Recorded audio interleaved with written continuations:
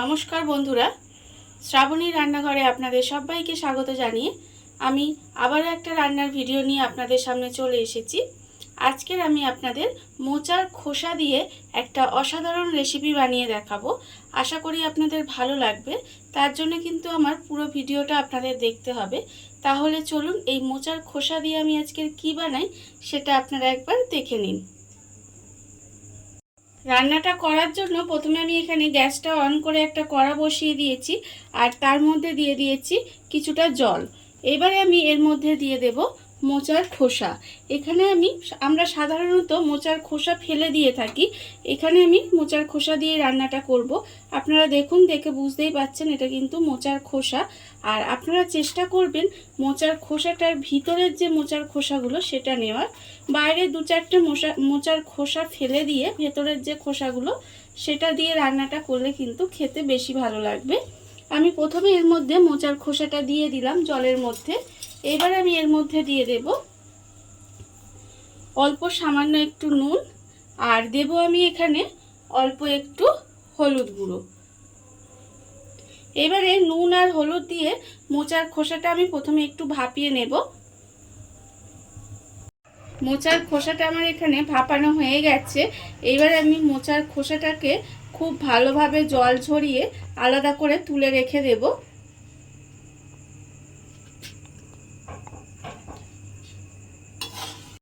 মোচার খোসাগুলো আমি ভাপিয়ে আলাদা করে তুলে রেখে দিয়েছি।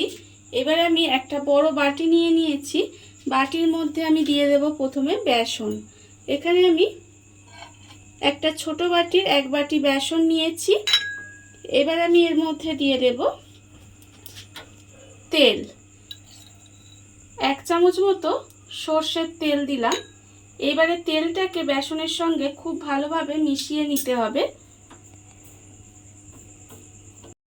তেলটা আমি বেসনের সঙ্গে ভালোভাবে মিশিয়ে একটু ময়ান দিয়ে নিয়েছি।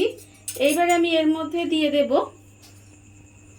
আন্দাজ মতো একটু নুন, দেব আমি গোটা পোস্ত 1 চামচ, দেব অল্প একটু কালো জিরে, আর আমি দেব এর মধ্যে অল্প সামান্য একটু গোটা মৌরি। এবার আমি এর মধ্যে দেব কাঁচা লঙ্কা কুচি। 2টো কাঁচা লঙ্কা কুচিয়ে রেখেছিলাম সেটা আমি এর মধ্যে দিয়ে দিলাম। এবার আমি যে মোচার খোলাটা যে ভাপিয়ে রেখেছি সেটা আমি এর মধ্যে দিয়ে দেব। দিয়ে এবারে সমস্তটা খুব ভালোভাবে একটু মেখে নিতে হবে।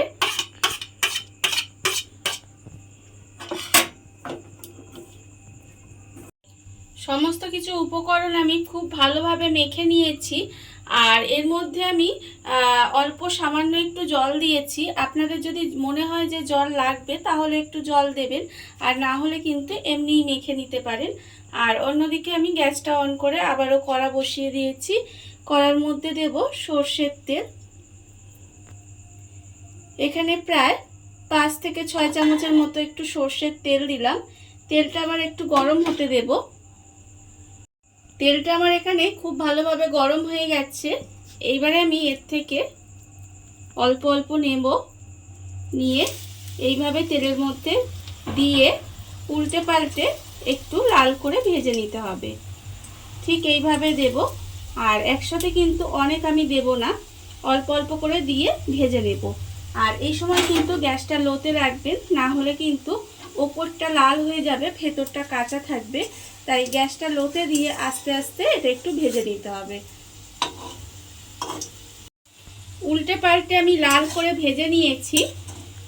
এইবারে আমি এগুলোকে তুলে নেব। এইভাবে দেখুন,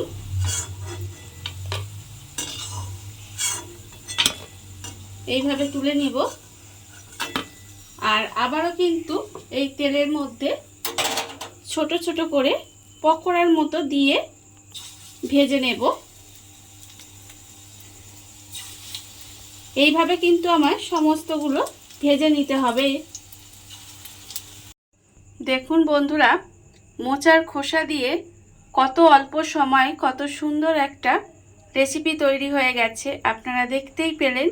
আর এটা কিন্তু খেতে ভীষণ ভালো হয়। আপনারা বাড়িতে একবার হলেও বানিয়ে দেখতে পারেন।